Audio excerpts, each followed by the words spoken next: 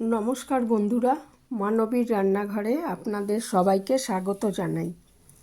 আমার আজকের রেসিপি বহু প্রাচীন একটা রেসিপি, দক্ষিণ ভারতের ট্যামারিন্ড রাইস।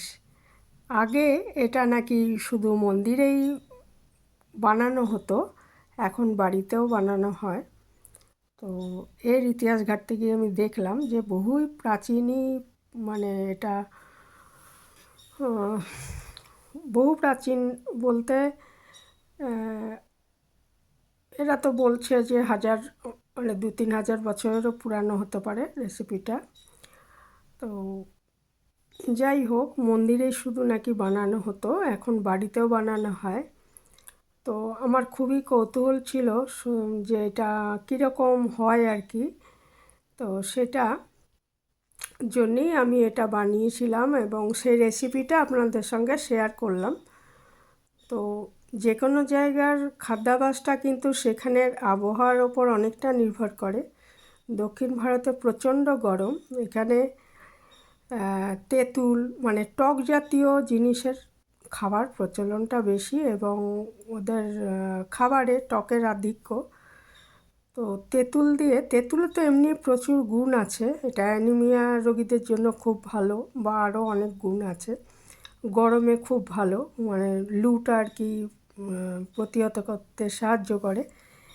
তো এখানে আমি বাসমতি চাল দিয়ে বানিয়েছি, যে কোনো সিদ্ধ চাল দিয়ে বানানো যাবে। তো 1 গ্লাস আমি চাল নিয়েছি, মানে 250 গ্রাম ধরুন। আর এখানে কিছু তেঁতুল নিয়েছি, পাকা তেঁতুলটা আমি 20 মিনিট মতো ভিজিয়ে রাখবো। আর চালটাও ভিজিয়ে রেখেছি যাতে ভাতটা ভালো হয়। ভাতটা করে নেব আগে। তা 20 মিনিট পরে দেখুন এরকম, এটা আমি প্রায় গ্লাসখানেক জল দিয়ে এটা আমি তেঁতুলের যে কাঠটা আর কি সেটা বার করে নিচ্ছি। তো টকটা একটু বেশি হবে, কিন্তু তাও নিজেদের পছন্দ মতো দেবেন যদি বানান।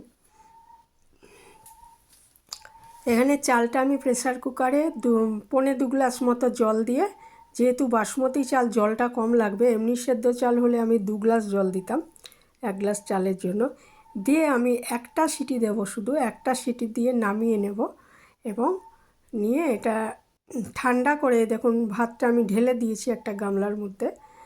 আর একটা কাঁটা চামচ দিয়ে এটা নেড়ে দিচ্ছি, কারণ হাতা দিয়ে বা খুন্তি দিয়ে করতে গেলে চালগুলো ভেঙে যাবে। তো কাঁটা চামচ দিয়ে করলে এটাকে ফর্ক করা বলে, তো তাহলে ভাঙবে না আর কি, যেটা একটু ছড়িয়ে দিলাম আর কি। আর সাদা তেলেই রান্নাটা করব। তো কড়াইয়ের মধ্যে সাদা তেল দিয়ে দিয়েছি, একটু কাজু ভেজে নিচ্ছি হালকা করে, দেব একটু বাদাম। আর এটা একটু ভাজা হয়ে গেলে আমি এটাকে তুলে রাখবো। তারপরে ওই তেলটার মধ্যেই আমি একটু ফোড়ন দেব। আর সাউথের আমি আরও দুটো রেসিপি, রাইসের, টমেটো রাইস আর লেমন রাইস, এগুলো দেখিয়েছি, আমার চ্যানেলে আছে। তো আজকে এটা দেখালাম। ওদের ওই কারি পাতা আর সর্ষে ফোড়ন, এটা ওদের রান্নায় ব্যবহার হয়। আর একটু সাদা জিরেও দিয়েছি ফোড়নে দিয়ে। আর শুকনো লঙ্কা আমি দিয়েছি 1 চামচ ছোলার ডাল। আর 1 চামচ দেব আমি বিউলির ডাল, যেটাকে বলি আর কি আমরা। তো 1 চামচ দিলাম ছোলার ডাল, 1 চামচ বিউলির ডাল, কিছু কারি পাতা দিয়েছি। কারি পাতাগুলো তো আমি দেখিয়েছিলাম যে আমার গাছ আছে, ওখান থেকেই নিয়েছি। আর একটু কাঁচা লঙ্কাও দেব। এটা একটু ঝাল ঝাল হলেই ভালো লাগে, কারণ টক তো, সে তার সঙ্গে ঝালটা ভালো মানায়, একটু ঝালঝালি রান্না করা হয়। তো কাঁচা লঙ্কা দুটো আমি কুচিয়ে দিয়েছি পরিমাণ মতো নুন। আর তেঁতুলের এই যে কাঠটা, আমি এবারে ওটা ভালো মতো একটু ভাজা ভাজা হয়ে গেলে আমি এর মধ্যে তেঁতুলের কাঠটা দিয়ে দিলাম, দিয়ে ভালো করে নাড়াচাড়া করে এটা ঢেকে 5-6 মিনিট রান্না করব। তাহলে কী হবে, ওই ডালটাও মোটামুটি একটু সেদ্ধ হয়ে যাবে।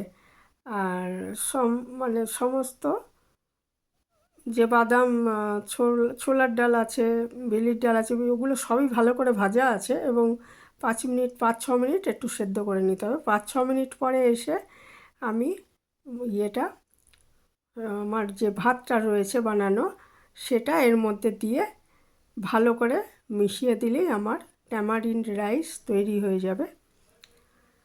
তো বানিয়ে দেখতে পারেন একবার, এত বিখ্যাত একটা খাবার দক্ষিণ ভারতের, বানিয়ে তো দেখাই যায়। আমাদের বাঙালি ইয়েতে একটু রুচিতে একটু মানানসই নয়, কিন্তু খুবই উপকারী এবং